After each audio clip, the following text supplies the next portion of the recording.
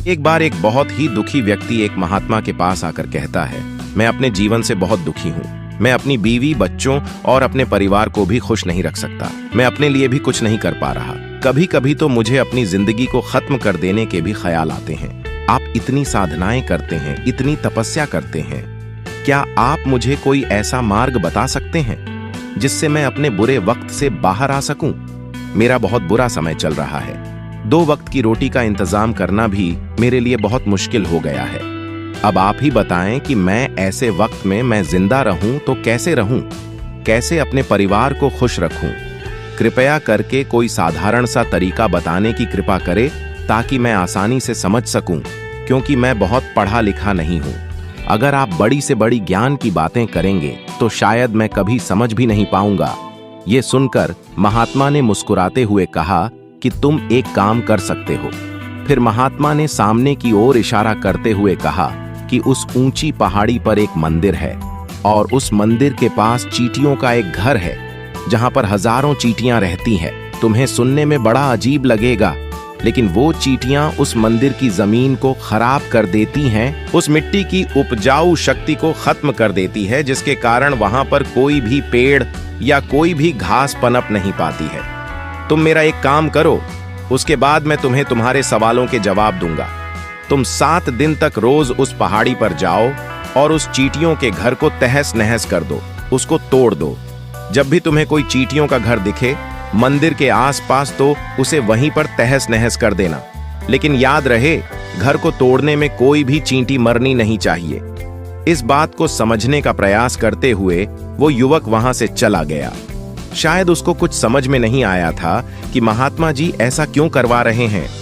तो वो उन चींटियों पर अन्याय कर रहे हैं, उनका घर तुड़वा रहे हैं, उन्हें नुकसान पहुंचा रहे हैं। आखिर कौन महात्मा ऐसा करेगा? लेकिन फिर भी उस महात्मा की बात मानते हुए दिन से ही पहाड़ी पर जाना शुरू कर देता है। जब वो पहले दिन पहाड़ी पर पहुंचता है तो देखता है कि बहुत सारी चींटियां अपना खाना जुटाने में लगी हुई हैं। सारी चींटियां कतार से चल रही हैं और अनाज के छोटे छोटे कण उठाकर अपने घर में जमा करती जा रही है। ये देखकर पहले तो उस युवक का मन कमजोर पड़ गया। उसने सोचा कि ये इतनी मेहनत करके अपना घर भर रही है और मैं इनके घर को तबाह कर दूंगा तो इनको कितना बुरा लगेगा। लेकिन फिर उसने उस महात्मा की बात याद करते हुए उस घर को तोड़ना शुरू कर दिया। जल्द ही चींटियों में हाहाकार मच गया। वो इधर उधर दौड़ने लगी। अभी तक जो कतार से चल रही थी, अब वो बिखर गई और इधर उधर अपनी जान बचाने के लिए भागने लगी। थोड़ी देर में घर टूट गया और सारी चींटियां इधर उधर छुपने के लिए भाग चुकी थी। ये करने के बाद वो युवक दुखी मन से वापस अपने घर पर लौट आया। उसका मन परेशान था, दुखी था, पश्चाताप से भरा हुआ था। फिर उसने अपने बिस्तर पर रात में लेटे लेटे ही सोचा कि अब तो उन चींटियों का घर तबाह हो चुका है। अब वहां वापस जाने का क्या फायदा होगा, क्योंकि चींटियों का घर तहस नहस करने के लिए महात्मा जी ने कहा था, जो मैं कर चुका हूं। लेकिन फिर कुछ सोचकर अगले दिन उसने फिर से जाने का निश्चय किया और अगले दिन सुबह सुबह उठकर वो वापस उसी पहाड़ी पर पहुंच जाता है। पहाड़ी पर पहुंचकर वो उसी जगह पर पहुंचता है जहां पिछले सुबह उसने उस घर को तहस नहस कर दिया था। लेकिन वो ये देखकर चौंक जाता है कि उन चींटियों ने फिर से अपना घर उसी जगह पर बना लिया था और अब वो फिर से अपने घर के लिए सामान इकट्ठा करने में जुटी हुई थी। उस आदमी को देखकर लगा कि ये चींटियां कितनी मूर्ख हैं। इनको पता है कि कल ही इनका घर इसी जगह पर तबाह किया गया था और उसी जगह पर उन्होंने अपना नया घर भी बना लिया। और ये सोचकर वो आदमी हंसने लगा। लेकिन फिर से महात्मा की बात याद करते हुए उसने उन चींटियों का घर फिर से तबाह करना शुरू कर दिया। फिर से उन चींटियों में हलचल मच गई और थोड़ी देर में वह चींटियां इधर उधर अपनी जान बचाने के लिए भागने लगी। कुछ ही देर में उनका घर फिर से नष्ट हो गया और वह युवक थोड़ा संतोष के भाव से कि इस बार तो मैं अच्छी तरह से उस घर को तबाह कर दिया है, अब तो वह चींटियां यहाँ पर अपना घर बना ही नहीं पाएंगी। इसीलिए जाने से पहले उसने उस घर पर ठंडा पानी भी डाल दिया ताकि चींटियां वहां पर अपना घर ना बना सके। और इस तरह अपना कर्म पूरा करके वो युवक फिर से अपने घर लौट आया। आज रात में सोते वक्त फिर से वो युवक यही सोच रहा था कि क्या महात्मा ये सही काम करवा रहे हैं? क्या किसी का घर तबाह करना किसी सिद्ध पुरुष को शोभा देता है? क्या अगर वो महात्मा सिद्ध पुरुष हो ही ना, क्या होगा अगर वो मुझे बेवकूफ बना रहे हो? लेकिन फिर उसने निश्चय किया कि मैं अपने काम को पहले पूरा कर लेता हूँ, उसके बाद ही पता चलेगा कि महात्मा मुझसे ऐसा क्यों करवा रहे थे। और यही सोचकर वो रात में सो जाता है। अगले दिन सुबह उठकर वो फिर से उसी पहाड़ी की ओर निकल जाता है। पहाड़ी पर पहुंचकर वो उसी जगह पर पहुंचता है जहां पर उसने उनके घर को तबाह कर दिया था, और वह यह देखकर खुश हो जाता है कि वहां पर कोई भी घर नहीं था। सारी चींटियां वहां से भाग चुकी थीं। अब उसने सोचा कि अब मेरा रोज रोज आने का क्या फायदा होगा, क्योंकि चींटियां तो अपना घर बदल चुकी हैं और महात्मा जी ने मुझे 7 दिन आने के बाद कहा था, लेकिन आज तो तीसरा ही दिन है। अब बाकी 4 दिन वापस आने का क्या फायदा होगा? और यही सोचकर उसने निश्चय किया कि यहाँ से वो सीधा उसी महात्मा के पास जाएगा और उनको ये सारी खबर बता देगा। जब वो वापस मुड़कर उस पहाड़ी से उस महात्मा की कुटिया की तरफ जाने लगा, तभी अचानक उसकी नजर एक और घर पर पड़ी जो कि चींटियों का ही बनाया हुआ था। मतलब कि वो घर चींटियों ने ही बनाया था और अब वो चींट या नए घर में वास कर चुकी थी। ये नया घर उनके पुराने घर से थोड़ी ही दूरी पर था, और जब उसी युवक की नजर उस घर पर पड़ी तो उसने सोचा कि शायद महात्मा को पता था कि ये चींटियां अपना घर यहाँ से बदलकर किसी दूसरी जगह पर बना लेगी, इसीलिए उन्होंने मुझे 7 दिन आने के बाद कहा था। और ये विचार करके वो उनका नया घर भी तोड़ने के लिए पहुंच जाता है। जब वो वहां पहुंचा तो चींटियां उसी तरह अपने कार्य में लगी हुई थीं। वो अपने लिए खाना इकट्ठा कर रही थी और अपने घर में जमा कर रही थी। जब पुराना घर टूटा था, वहां भी अनाज के कण बचे हुए थे और चींटियां वहां से भी अनाज इकट्ठा कर करके वापस अपने नए घर में ला रही थीं। अब यहाँ पर फिर से युवक का मन थोड़ा कमजोर पड़ गया, क्योंकि वो खुद भी कमजोर था, खुद भी वक्त का मारा हुआ था। इसीलिए उसके मन में उन चींटियों के प्रति दया का भाव उमड़ रहा था। उनके ऊपर उसे दया आ रही थी। वो चाहता था कि उनकी मदद करे, लेकिन वो उल्टा उनको नुकसान पहुंचा रहा था। लेकिन उस महात्मा की बात को याद करते हुए उसने फिर से उस घर को तोड़ने का निश्चय किया, और उसने इस बार बड़ी ही सावधानी के साथ बिना किसी चींटी को कोई नुकसान पहुंचाए वो घर तबाह करना शुरू कर दिया। वक्त थोड़ा ज्यादा लगा, क्योंकि किसी भी चींटी को नुकसान ना पहुंचने की शर्त महात्मा ने पहले ही रखी थी, इसीलिए उसको बड़ी सावधानी के साथ उन घरों को तबाह कर रहा था। लेकिन आखिरकार उसने उस घर को भी तबाह कर दिया, और उस घर को तबाह करने के बाद वह बड़े ही दुखी मन से, इस बार वह पहले से भी ज्यादा दुखी था, क्योंकि उसने उनका नया घर भी तोड़ दिया था। वह उन चींटियों को बसने ही नहीं दे रहा था, और वह अब अपने आप को शैतान या दानव समझने लगा था। लेकिन फिर भी उस महात्मा की बात को मानते हुए वो अपने घर पर दुखी मन से वापस आ गया।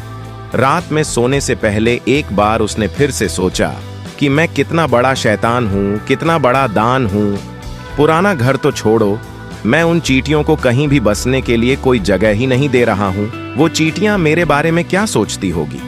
वो कितना बड़ा दानव होगा उस परमात्मा को जो मेरे द्वारा ये काम करवा रहा है। लेकिन फिर भी उसने अगले दिन जाने का निश्चय किया, और अगले दिन सुबह सुबह वो फिर से वहां पर पहुंच गया। वो ये देखकर फिर से आश्चर्यचकित रह जाता है कि इस बार चींटियों ने एक और नई जगह पर अपना घर बना लिया था। वो तो पहले से भी ज्यादा ऊर्जा के साथ काम कर रही थी, और उन्होंने एक रात में पहले से भी बड़ा घर बना लिया था, और अब वो फिर से अपना अनाज और खाना इकट्ठा करने में जुटी हुई थी। ये देखकर उस आदमी को लगा कि ये चींट या किस मिट्टी की बनी हुई है। मैं उनको बार बार यहाँ से भगाने की कोशिश कर रहा हूँ और ये वहीं पर अपना घर बना लेती है। क्या इनको पता नहीं है कि मैं यहाँ पर कभी भी बसने के लिए कोई जगह ही नहीं दे रहा हूँ?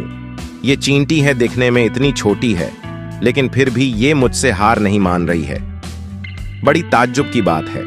और इस बार उसने गुस्से में उस घर को तहस नहस करना शुरू कर दिया। लेकिन इस बार तहस नहस करते हुए कुछ चींटियां वहीं पर मर गई, उसके पैरों तले कुचल दी गई। कुचलने के बाद जब वो अपने अहंकार से बाहर आया तो उसने देखा कि गुस्से में उसने उन चींटियों को कितना क्षति पहुंचा दी है। उसका मन पश्चाताप से भर गया और वह रोता हुआ अपने घर की तरफ बढ़ गया। रात में सोते वक्त उसने सोचा कि मैं उन चींटियों पर बहुत ज्यादा अत्याचार कर रहा हूं। अब इससे ज्यादा अत्याचार मैं नहीं कर पाऊंगा। और यही सोचकर वो अगले दिन उन चींटियों के लिए अपने घर से थोड़ा आटा लेकर उसी पहाड़ी पर पहुंच जाता है। आज उसके मन में उन चींटियों के प्रति श्रद्धा का भाव था, दया का भाव था।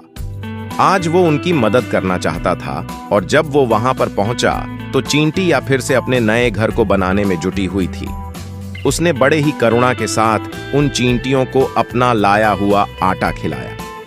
अगले 7 दिनों तक वो ऐसा ही करता रहा। वो रोज सुबह जाता, उन चींटियों को अपने हाथों से आटा खिलाता। 7 दिन के बाद वो युवक उस महात्मा के पास पहुंचकर हाथ जोड़कर बोलता है कि है महात्मा जी, मुझे माफ कर देना। मैंने उन चींटियों का घर तबाह करने के लिए बहुत कोशिश की।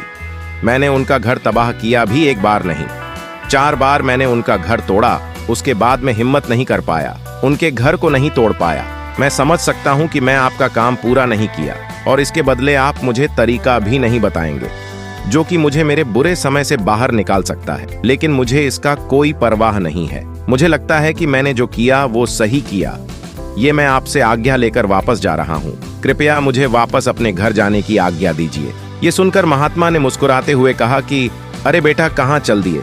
रुको तो सही, जलपान तो कर लो, थोड़ी देर ठहर जाओ, उसके बाद चले जाना। और ये कहकर वो महात्मा उस युवक के लिए पानी लेकर आते हैं। पानी पिलाने के बाद महात्मा उस युवक से पूछते हैं कि तुम मुझे ये बताओ कि आखिर तुम उन चींटियों का घर तबाह क्यों नहीं कर सके? वो चींटियां तो छोटी हैं और तुम इतने विशालकाय हो, फिर भी तुम उन छोटी छोटी चींटियों का घर तबाह नहीं कर पाए। कहाँ है तुम्हारी शक्ति, तुम्हारा बाहुबल? इसका जवाब देते हुए उस युवक ने कहा कि हे महात्मा, मैंने उन चींटियों का घर तबाह कर दिया था, बार बार किया था। एक बार तो अपने गुस्से में उन चींटियों को भी हानि पहुंचा दी थी, लेकिन जिस दिन मैंने उनको हानि पहुंचाई उसी दिन मुझे लगा कि मैं उनको क्यों हानि पहुंचा रहा हूं, क्यों इनको इतनी तकलीफ दे रहा हूं। और उसी दिन से मैंने उनको क्षति पहुंचाने की वजह, नुकसान पहुंचाने की वजह उनकी सहायता करनी शुरू कर दी। ये सुनकर उस महात्मा ने कहा कि ये ही तो सीखने की बात है। एक छोटी सी चिंटी हमें जीवन का संदेश दे जाती है। मैंने तुम्हें उन चींटियों का घर तबाह करने के लिए नहीं भेजा था, मैंने तुम्हें भेजा था ताकि तुम उन चींटियों से कुछ सीख ले सको। तुम्हें क्या सीख मिली उन चींटियों से, क्या मुझे बता सकते हो? ये सुनकर उस युवक ने पूरी कहानी बयां कर दी। पूरी कहानी सुनने के बाद महात्मा ने मुस्कुराते हुए कहा कि बेटा, पहली सीख जो इन चींटियों से ले सकते हैं वह यह थी कि तुमने कितनी ही बार उनके घर को तोड़ने की कोशिश की, कितनी ही बार प्रयास किया कि उनके घर तबाह हो जाए, लेकिन वह हर बार अपना नया घर बना लेती थी। उन्होंने कभी भी हार नहीं मानी। अगर वह हार मान लेती तो वह चींटियां तुम्हें वहां पर नहीं मिलती। जीवन कार्यशीलता का नाम है, लेकिन हम मनुष्य 1-2 बार हार मिलने पर ही टूट जाते हैं, हताश हो जाते हैं और फिर जीवन में प्रयास ही नहीं करते। और कुछ लोग तो अपनी जिंदगी को खत्म करने को उतारू हो जाते हैं। लेकिन जानवरों में तुमने एक बात देखी होगी कि वो अपना जीवन खुद से कभी खत्म कर ही नहीं सकते हैं। तुमने कभी नहीं सुना होगा कि किसी जानवर ने आत्महत्या कर ली, चाहे वो जानवर कितना भी भूखा क्यों ना हो, कितना ही दुखी क्यों ना हो, लेकिन वो अपने जीवन के लिए हमेशा संघर्ष करता रहता है। लेकिन वही दूसरी तरफ हम मनुष्य 1-2 बार हताश होने पर ही अपना जीवन खत्म कर लेते हैं। जीवन तो कर्मशीलता है, कर्म करने का नाम है। जीवन और मृत्यु आखिरी विश्राम है, परम विश्राम है। इसीलिए मृत्यु से पहले कर्म करना कभी मत छोड़ना, क्योंकि मृत्यु के बाद तो तुम परम विश्राम में चले ही जाओगे। तो उससे पहले कर्म करना क्यों छोड़ रहे हो, क्यों हताश हो रहे हो? अगर तुम्हारा एक घर टूट गया है तो दूसरा घर बनाने का प्रयास करो, कोशिश करो। और कोशिश करने वालों की कभी हार नहीं होती।